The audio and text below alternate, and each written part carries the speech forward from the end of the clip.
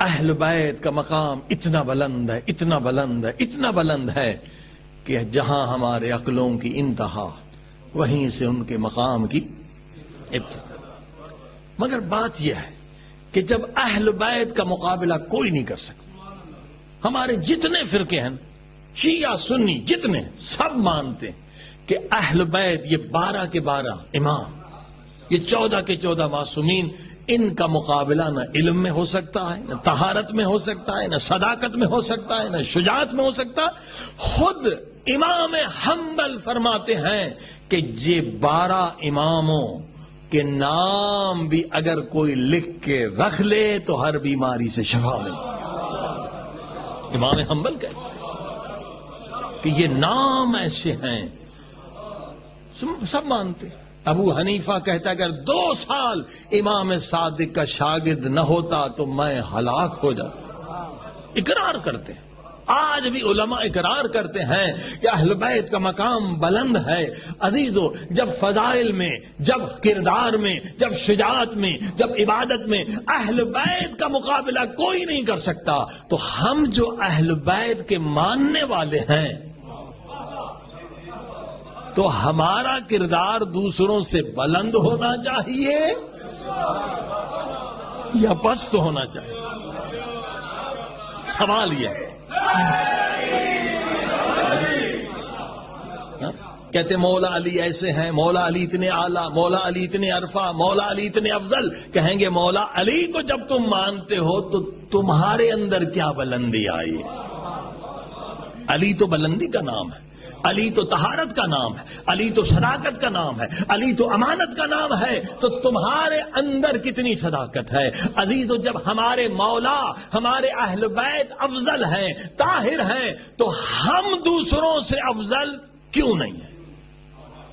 سوال یہ ہے، ہم دوسروں سے افضل کیوں نہیں؟ ہونا تو یہی چاہیے کہ ہمیں بھی دوسروں سے افضل ہونا چاہیے۔ عزیزو، اس کی اصل وجہ یہ ہے کہ ہم آدھا پیغام سناتے ہیں یا سنتے ہیں، مولا کی شان تو سنتے ہیں، مولا کا فرمان کم سنتے ہیں۔ اسٹیجوں سے مولا کا شان تو بہت سنتے ہیں مگر مولا کا فرمان کم سنتے ہیں۔ اصل مولا کا فرمان بھی اتنا سننا چاہیے جتنی شان سننی چاہیے، کیونکہ شان سننے سے ایمان بنتا ہے، فرمان سننے سے کردار بنتا ہے۔ دونوں کی ضرورت ہے، ہمیں ایمان کی بھی ضرورت ہے، کردار کی بھی ضرورت ہے، کہ ہمارے جب اہل بیت ایسے ہیں تو ہمارے کردار کے مقابلے میں بھی دوسروں کا کردار نہیں ہونا چاہیے۔ تو اصل یہ ہے کہ ہم آدھا پیغام سناتے ہیں، آدھا چھوڑ کے چلے جاتے ہیں۔ لیکن اب آپ دیکھیے، جہاں جہاں شان بھی سنائی جاتی ہے، فرمان بھی سنائی جاتی ہے، آپ دیکھیے ان کا کردار الگ ہوتا ہے۔ آپ سعودی شیعوں کو بھی دیکھ لیں اور سعودی دیگر لوگوں کو بھی دیکھ لیں، آپ کو کردار میں زمین آسمان کا فرق ملے گا۔ ہم شام میں پڑھتے تھے، جو دوسرے تھے، شیعہ نہیں تھے، وہ رمضان میں جب آتے تھے تو وہ ان علاقوں میں ہوتے تھے جو گمراہی کے ارادے تھے، شراب، جوا، بدماشی ادھر ہوتے تھے، اور جتنے مومنین ہوتے تھے وہ سب جناب زینب سلام اللہ علیہا زری کے قریب ہوتے۔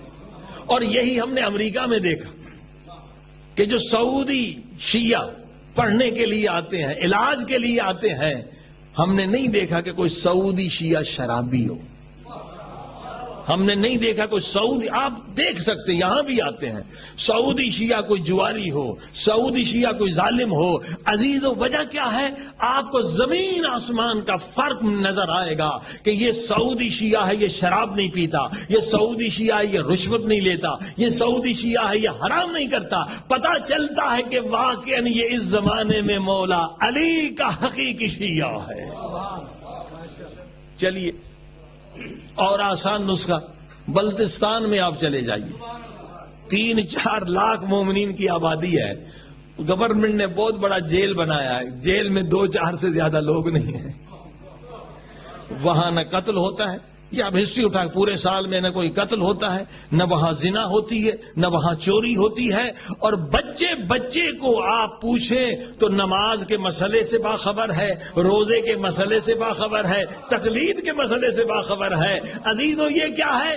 یہ منبر کا صحیح حق ادا کر دیا گیا ہے کہ شان بھی سناؤ، فرمان بھی سناؤ۔ ہاں جی؟ برائے خوشنودی محمد والے محمد بلند تر صلوات۔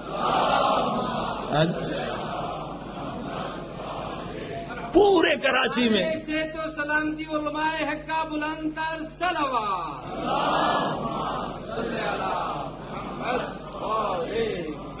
پورے کراچی میں جتنے بڑے بڑے تاجر ہیں، سیٹھ لوگ ہیں، حبیب بینک والے ہیں، گوگل والے ہیں، آپ دیکھیں گے یہ ان کے گھروں میں جو بھی کام کرنے والے ہیں، ڈرائیور تو بلتی ہوگا، بورچی تو بلتی ہوگا، کہتے ہیں یہ بڑے ایماندار لوگ ہیں، نہ ان میں چوری ہے نہ ان میں خیانت ہے۔ تو اب آپ نے دیکھا یہ بھی ہمارے بھائی ہیں، اسی ملک میں رہتے ہیں، کیونکہ اسٹیج پر شان بھی سنایا گیا، فرمان بھی سنایا گیا۔